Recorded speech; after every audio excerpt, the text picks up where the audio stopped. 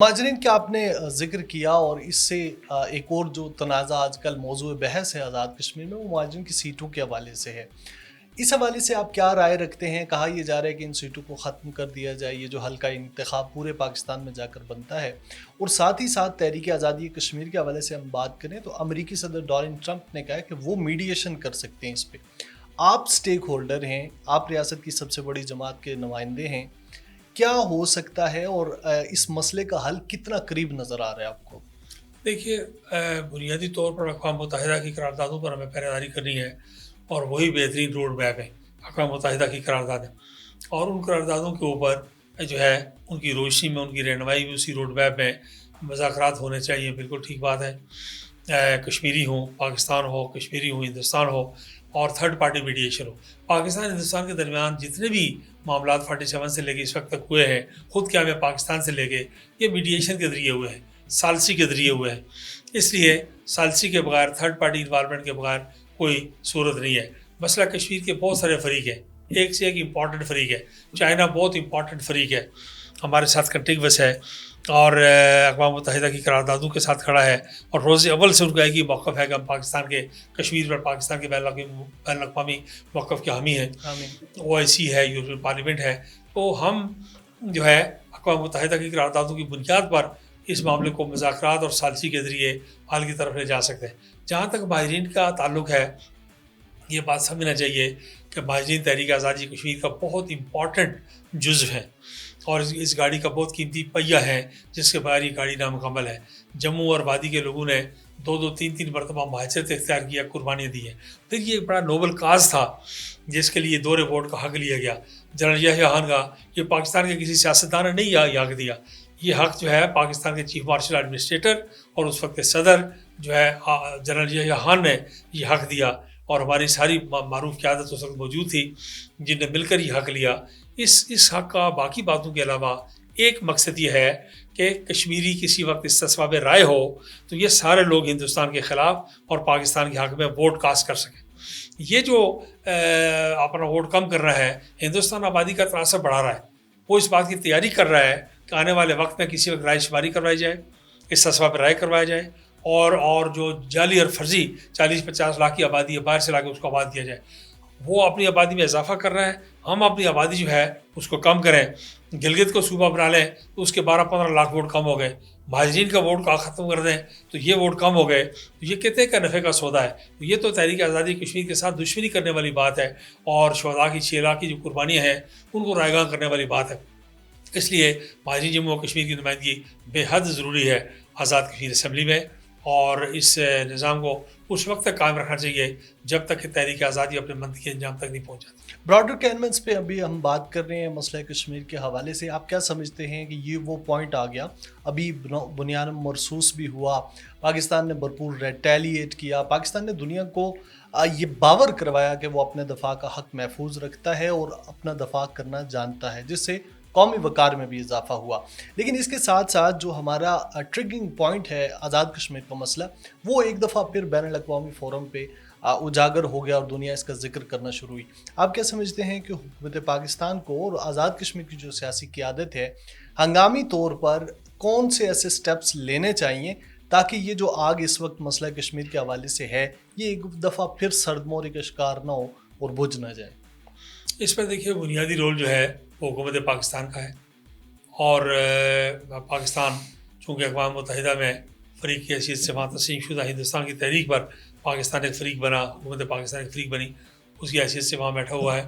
تو میں سمجھتا ہوں کہ اس وقت چاہیے حکومت پاکستان کو کہ آزاد کشمیر کے سیاستدانوں کو بھی، حریت کانفرنس کو بھی، اور تحریک سے وابستہ لوگوں کو بھی یکجا کر کے تو اس صورتحال سے مزید استفادہ کرنے کی کوشش کریں۔ اس میں بلا شبہ کوئی شک نہیں ہے کہ تحریک آزادی کو بنیاد مرصوص سے بڑی تقویت پہنچی ہے، اور پاکستان میں دنیا کا وقار بلند ہوا ہے، پاکستانی پاسپورٹ کی دنیا میں عزت ہونے لگی ہے، خود تحریک کے اندر ایک ٹھہراؤ پیدا ہو گیا ہے، اور عالمی سطح پہ پذیرائی کا ایک ماحول بن رہا ہے۔ تو اس کے لیے ضروری ہے کہ مل بیٹھیں، قیادت مل بیٹھے، اور حکومت پاکستان اس کا اہتمام کرے، اور اپنے غیر ملکی مشنز جتنے ہیں ان کے اندر ایک تو میں یہ کہتا ہوں کہ ساؤتھ ایشیا کے لیے فل ٹائم ایک ڈپٹی فارن منسٹر بنایا جائے جو کشمیر، افغانستان اور اس خطے کے جو مسائل ہیں ان کے اوپر کام کرے.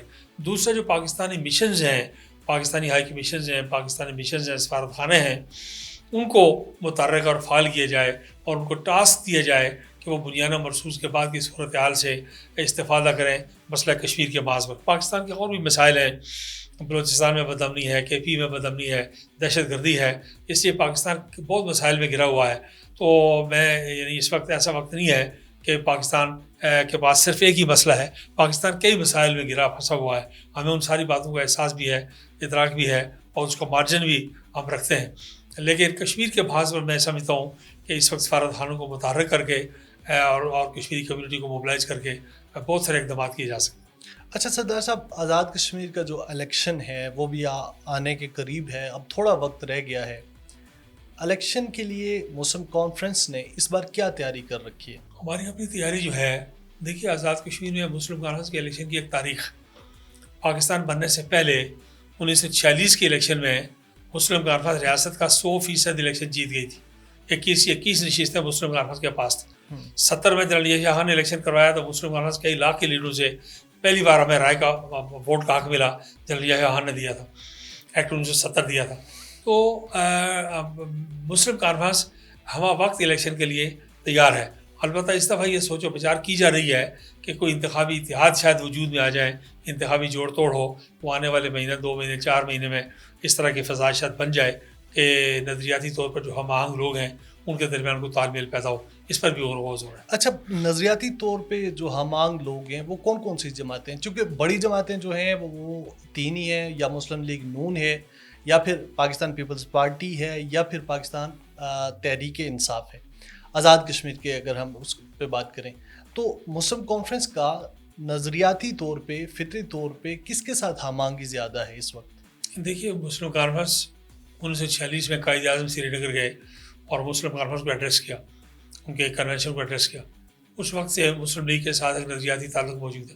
دوسرا، قائد اعظم نے کہا کہ سارے ہندوستان میں وہ مسلم لیگ بنائیں گے لیکن کشمیر میں وہ مسلم کانفرنس کو اپنی جماعت قرار دیتے ہیں. ٹھیک. اور پھر کشمیر کو پاکستان کی اشارہ قرار دیا. یہ ساری باتیں اگر آپ دیکھیں تو اس سارے عرصے میں 60، 70، 80، 90 سال میں مسلم کانفرنس اور مسلم لیگ کا نظریاتی تعلق برقرار رہا ہے. تا وقت ہے کہ 2015 میں جب یہ جماعت بن گئی، آزاد کشمیر میں نواز لیگ بن گئی، اس سے سیاسی اختلافات پیدا ہو گئے. ورنہ نظریاتی طور پر ایک تعلق چلا آ رہا ہے. اور آج بھی 2 قومی نظریے کی بنیاد پر، تحریک پاکستان کی بنیاد پر، نظریہ الگ پاکستان کی بنیاد پر جو قریب 3 تعلق ہے وہ مسلم کانفرنس اور مسلم لیگ کا ہے. اچھا، تو مسلم کانفرنس سے آپ کا اتحاد جو ہے، مسلم کانفرنس کا مسلم لیگ نون کے ساتھ اتحاد ہو سکتا ہے؟ یہ اخبار میں ایک آپ کا بیان بھی چھپا ہے حالیہ دنوں میں، مسلم لیگ نون سے ذہنی ہم آہنگی موجود ہے اور اپوزیشن میں رہنے کا 15 سال دور اقتدار ختم ہوا، مسلم کانفرنس ایک بار پھر حکومت میں نظر آئے گی. آپ سے منسوب ہے یہ بیان. یہ فرمائیے گا 2018 میں آپ نے اسی مسلم لیگ نون کے جو قائد ہیں میاں محمد نواز شریف، ان کے خلاف بہت سخت زبان استعمال کی تھی. آپ کو یاد ہے یا پھر میں کچھ پڑھ دوں اس میں سے؟ نہیں، بے شک آپ پڑھ دیں، مجھے کوئی اعتراض نہیں ہے. لیکن میں مسلم لیگ، ہمیں سیاسی طور پر ہم نے جو اختلافات ہیں وہ سیاسی اختلافات ہم وقتاً فوقتاً کرتے رہیں.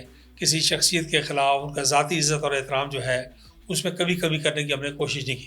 پالیسیوں سے اختلاف، مسلم لیگ کی پالیسی سے، کشمیر پالیسی سے اختلاف ہو سکتا ہے، پیپلز پارٹی کی کشمیر پالیسی سے اختلاف ہو سکتا ہے، مارشل لا کی حکومت کی کشمیر پالیسی سے اختلاف ہو سکتا ہے. اس لیے جب بھی ہم نے اختلاف کیا کسی پالیسی کی بنیاد پر کیا.